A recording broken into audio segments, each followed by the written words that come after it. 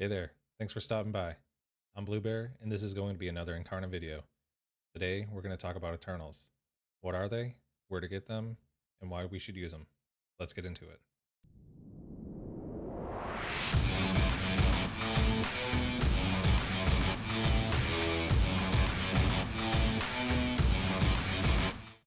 Alright, so we're here in the game, and last time we spoke about parts and why they were important.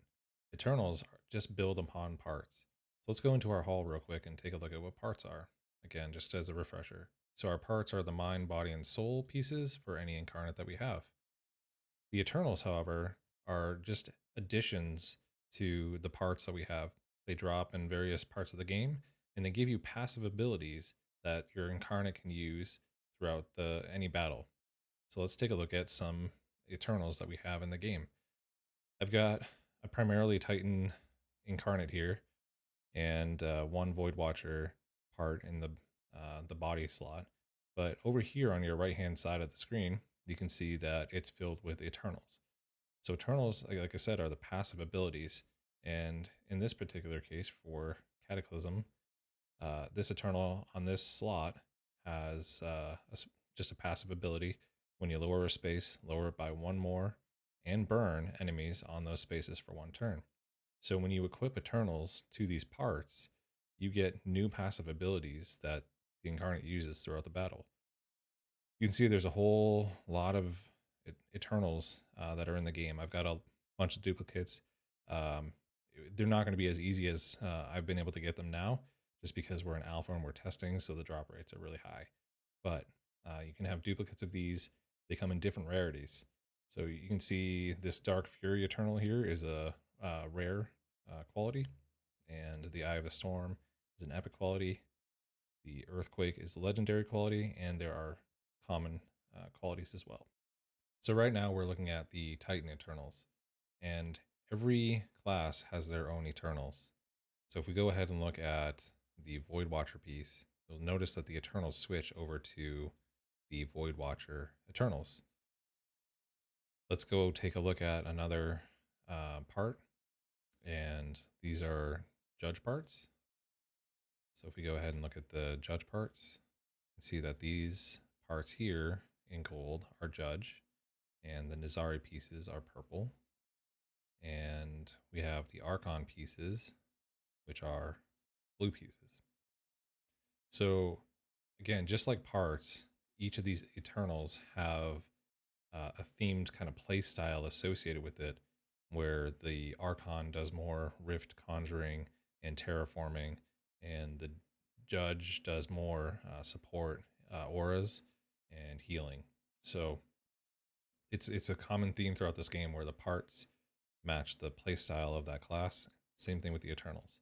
Now again, all the parts are active abilities, so they're abilities that you need to actually use throughout the game. Where the strategy and the complexity of the game comes in is when you add Eternals on top of those parts, because the Eternals do additional abilities or skills based on various things. Some of those could be based on the end of a move. Some of those could be based on the end of a turn. Some of them could be based on when an enemy enters your aura, it will take some sort of effect. So sometimes it's a burn, it's a taunt, it's a lower of a space. It's just a really neat aspect of the game. So now, not only are you building your incarnates with all the parts that you want, you're actually building on top of those parts with the Eternals for other various abilities that you want to have as part of that incarnate. So each incarnate has eternal points associated with it. The parts that make up that incarnate generate the eternal points. So if I were to go and look at this mind ability for the Titan, you can see that the eternal points that it gets or gives the incarnate is 5 eternal points. The body part gives 7, and the soul part gives 6. Now, these can vary throughout parts throughout the game, so it's important to know what your eternal points are, because those are limited for that incarnate. You can see that each eternal here has a cost associated with it. So this eternal here, Unstoppable Force, has a cost of 3. Earthquake has a cost of 0. Colossal Defense has a cost of 2, and so on and so forth. So you cannot have more points, or additively more points, than what your eternal points are for the incarnate. So you have to be smart about how you actually want to use these eternals. You can't just use eternals that are all 6 cost. You only have, again, limited budget, if you will, for your eternals per incarnate. So how do you actually equip eternals? You cannot equip eternals on any part that has less than 3 stars. So in order to get an eternal placed onto a part, you need it to be 3 stars. So let's try to find an incarnate here that has 3 stars, a part with 3 stars. So this incarnate has a part with 3 stars. You can see over here, there's 1 slot available for that 3 star. Now, in order to get 2 slots available on that part, it needs to move up to 6 star. So if I go back to that incarnate that had a couple 6-star abilities, you can see that I have 2 Eternals equipped on the mind part, 2 Eternals equipped on the body part, and only 1 Eternal equipped on the soul part. And that's because this soul part here is a 5-star ability. So you need to get them to 6-star if you want to get 2 Eternals per part. All right, so now that we know what Eternals are and how to equip them, let's take a look at their functionality in the game. So what I'm actually going to do is I'm going to unequip a few of these Eternals so you can see that they're not working effectively, and then we'll equip them again. We'll come back and play with them and show you the difference that it makes when we're actually using our abilities. So I'm actually going to unequip Dark Fury. If we take a look at that one real quick, it's counterattack enemies that have taunt. So I'll remove that one. I'm also going to remove challenge and taunt enemies if you attack enemies that are directly in front of you. And I'm going to remove meteor smash. So meteor smash lowers the spaces of enemies whenever you attack them. So I'm going to go ahead and get rid of those and go out into the waves mode. Take a look at that incarnate and see what happens. All right. So all of these incarnates are faster than me, it looks like. So they'll all go first, and then I will take my turn. So this is the AI just running through. Right now it's not complete. So it's just kind of taking generic moves. But what I'm going to do is I'm going to get in position to attack this incarnate here and use Rampart. So this is just an attack one time, then it attacks 2 more times after that. That's the standard. There's no manipulation of the board. There's no manipulation of taunt or counterattack, nothing like that. So we're just going to use that and see what happens. So just like the skill says, it attacks 3 times, nothing special. What we're going to do is we're going to hop back out into the main menu.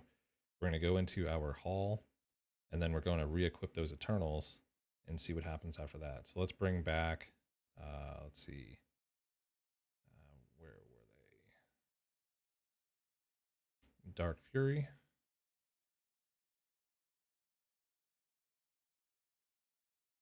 And challenge on this other one. Okay. And let's find Meteor Mash and equip that. Okay. So those 3 are equipped. Let's go back out to the waves and see what happens now when we actually have Eternals equipped. Let's get into this position here and face this direction. And again, we're going to go ahead and use Rampart. So remember last time it would just hit 3 times. So we have Meteor Mash present here on this for this Eternal, and we should see the Meteor Mash effect right as we use the ability. So let's go ahead and use the ability. Look at that. So the incarnate that we attacked went down 3 spaces, right? So after you attack an enemy, lower their space by 1. So we attacked it 3 times, and as you can see, the incarnate went down 3 spaces. In addition, the incarnate now has a taunt. So previously, the incarnate didn't have a taunt. And that's because we've got this challenge Eternal equipped. where it's taunt enemies you attack if you are directly in front of them. And this is one of those weird things about, testing the alpha.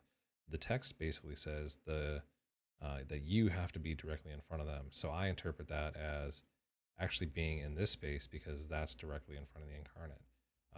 I'll have to go ahead and ask if that's the actual gameplay that's intended, or if it's supposed to more read more like if the incarnate that you're attacking is directly in front of you. So that's where some of these nuances come with the text of these Eternals and parts that are very important to understand. And as we get through the alpha and test more, we'll have more information on all the parts and Eternals in future videos. So let's go ahead and end our turn. And what we want to see now is the other Eternal working. So this is the taunt. Here's his attack, and I counterattacked. And that a counterattack is based on this Dark Fury Eternal. So counterattack enemies that have taunt.